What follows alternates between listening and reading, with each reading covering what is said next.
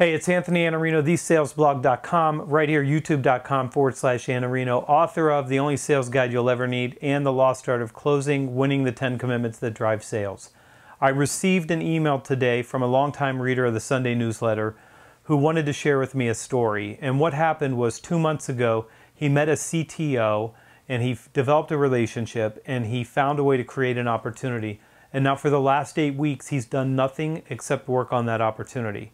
And it's consumed his time completely. But today he found out that the CTO had a disruption or a change in their business, and now they're postponing the deal that he's been working on. And now he's under great stress because he has no pipeline, because he's done no prospecting and no opportunity creation for 8 weeks. And I want to give you a couple lessons, and I want to share a couple lessons with him, which I already did by email, but I want to leave this here for other people because this person is not the only person that's ever done this. And this is a lesson that you have to learn the hard way, and that's dig your well before you're thirsty. And here's what happens. We get a big deal and we want to sit on it like a mother hen.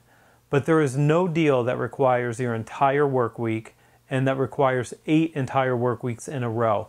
There's not that much work to do on a big deal. There might be 90-minute blocks where you have to do some responding or you have to answer questions and you're having meetings. But there's nothing that should consume 40 hours of your time, even on deals of $10 million. Now I get it if there's billion-dollar deals, that might be the only thing you work on and that would make sense. But for most of us, it's not true. You can work on other things. So this is the first mistake that this individual made. And he said, but I'm also in charge of operations and I'm running a business. I understand completely, but if you're running a business, if you're a salesperson, if you're an entrepreneur, opportunity creation has to come first. And it has to be something you do every single day. It's not something that you can say, oh, I create opportunities when I need them. When you need them, it's too late. You create opportunities long before you need them. And let me give you the second idea here. You can't make up for lost time. So the only way to protect yourself from a negative event is to make sure you always have enough opportunities that you can lose anything and just move through it and say, I'm still going to be able to succeed here because I'm not dependent on any one deal for my success. That's the best thing. The inoculation for a negative event is to have a big enough pipeline. And I want to make this point that I've made here before, but it's really important. The prospecting that you don't do in July and that you don't do in August doesn't hurt you in July and August if you have opportunities. It hurts you in November and December.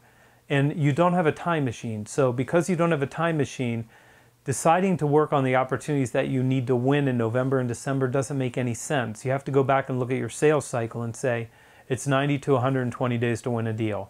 Okay, then the work that you're doing in August is coming through many months later, and the work that you should have been doing 2 months ago is now coming home to roost, and that's why you're having a challenge.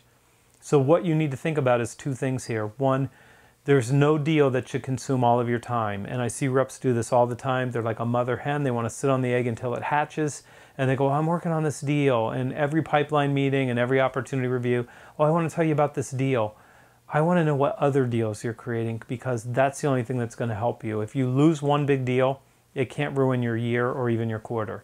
The second thing is a little bit of prospecting every day is way different than falling behind. And if you're 2 and 3 months behind on your prospecting, you can never catch it up. So do the work every single day. It's the best choice, it's the best decision, and it'll serve you better than any other decision that you make.